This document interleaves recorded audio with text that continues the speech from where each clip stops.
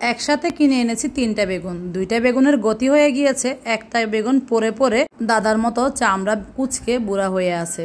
কি করব চিন্তা করছিলাম। একটা মাত্র বেগুন, সেটা দিয়ে আবার 4 জনকে সুন্দর মতো খেতে দিতে হবে। তো যেই চিন্তা সেই কাজ, বেগুনটা নিয়ে চলে আসলাম আমি রান্নাঘরে। দেখতেই পাচ্ছেন চামড়াগুলো একদম বটে গিয়েছে, কারণ আমি ফ্রিজ থেকে বের করেছি আগের দিন, আবার ফ্রিজে রাখতে ভুলে গিয়েছিলাম। তো যাই হোক, বেগুনটা আমি কেটে নিচ্ছি এভাবে চাক চাক করে। সব সময় তো বেগুন ভাজা খাওয়া হয়, কিন্তু আজকে ভাবলাম সেরকম করে ভাজবো না। সেভাবে ভেজে খেতে কিন্তু অনেক তেল লেগে যায়। যতটা উপকারী এই বেগুন, ততটা অপকারী হয়ে যায় যখন অতিরিক্ত তেল দিয়ে এটা ভাজা হয়। তাই ভাবলাম আজকে কম তেলে কিভাবে এটাকে সুস্বাদু করে রান্না করা যায় সেভাবে করে দেখি। খেতে যদি ভালো হয় আপনাদের সাথে শেয়ার করে ফেলবো। যেহেতু খেতে দারুণ হয়েছিল, তাই রেসিপিটি শেয়ার করতে আজকে চলে আসলাম আপনাদের সামনে। আশা করছি এই রেসিপিটি আপনাদের কাছে অনেক বেশি ভালো লাগবে। ইজি একটা রেসিপি, একদম অল্প কিছু উপকরণ দিয়ে বানিয়ে নেওয়া যায়। বেগুনের ভিতর থেকে নরম শাঁসগুলো বের করে যতটুকু পেরেছে কুচি কুচি করে কেটে নিয়েছি। ছুরি দিয়ে খুব একটা ভালো কাটাকুটি করতে পারি না, আমি যতটুকু পেরেছি আর কি কেটে পানিতে ভিজিয়ে একটু লবণ দিয়ে মেখে ভালো করে ধুয়ে তুলে নিয়েছি, পানি ঝরিয়ে নিয়েছি আর কি। এরপরে খুব সামান্য একটু তেল দিয়ে নিয়েছি, এই 1 চামচের মতো। তারপরে সেখানে আমি রসুন কুচি, জিরা, পেঁয়াজ কুচি, কাঁচামরিচ কুচি সব কিছু দিয়ে নিয়েছি। এটাকে এখন হালকা করে একটু ভেজে নিব। আর এই জায়গায় আমি এখন দিয়ে দিচ্ছি কিছু চিংড়ি মাছ। যে চিংড়ি মাছগুলো আমি হাত দিয়ে একদম চটকে দিচ্ছি আর খোসা ফেলে দিয়েছি। এই রেসিপিতে চিংড়ি মাছের খোসা রাখা যাবে না। আপনার ভালো না লাগলে বা খেতে না পারলে চিংড়ি মাছটা অ্যাভয়েড করতে পারেন। যে বেগুন খেতে পারবে সে চিংড়িও খেতে পারবে, কারণ চিংড়ি আর বেগুন দুটাতেই অ্যালার্জি থাকে। অ্যালার্জি ছাড়া বেগুনে আর মনে হয় খারাপ কিছুই নেই। বেগুনটা খুবই সুস্বাদু, অনেক বেশি উপকারী।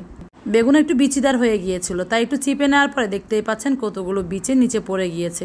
সেগুলো খেতে অতটা ভালো লাগতো না, তাই এভাবে করে ফেলে দিয়েছি। আপনারা চাইলেও ফেলে দিতে পারেন। তারপরে যেই বেগুনগুলো কুচি করে নিয়েছি এগুলোর মধ্যে সব কিছু মশলা একটু একটু করে দিয়ে নিয়েছি। হলুদ, মরিচ, জিরা, গোলমরিচের গুঁড়া, লবণ, ধনিয়া পাতা কুচি। তারপরে যেই মশলাটা আমরা ভেজে নিয়েছি চিংড়ি মাছ সহ সেটা দিয়ে দিয়েছি। এখন এগুলো আলতো হাতে ভালো করে মিশিয়ে নিলাম।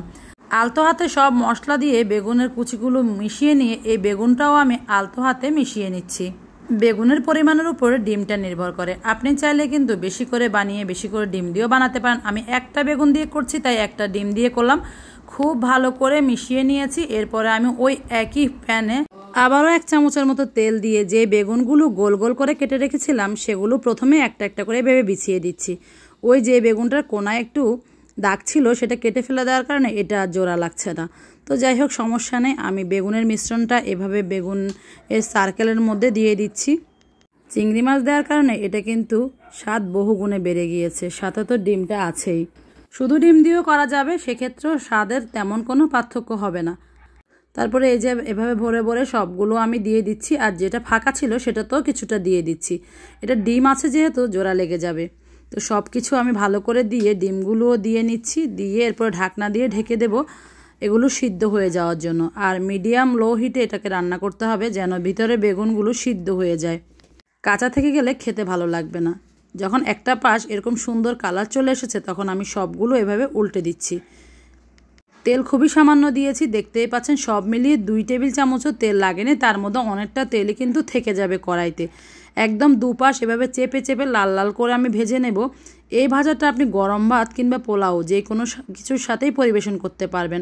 চাইলেই মেহমান আসলে পোলাওর সাথে সাইড ডিশ হিসাবেও রাখতে পারবেন, অথবা যে কোনো সময় গরম ভাতের সাথে ঝটপট ভেজে দিয়ে পরিবেশন করতে পারবেন। রান্নাটা সহজ, সময় কম লাগে, খেতে অসাধারণ মজাদার হয়।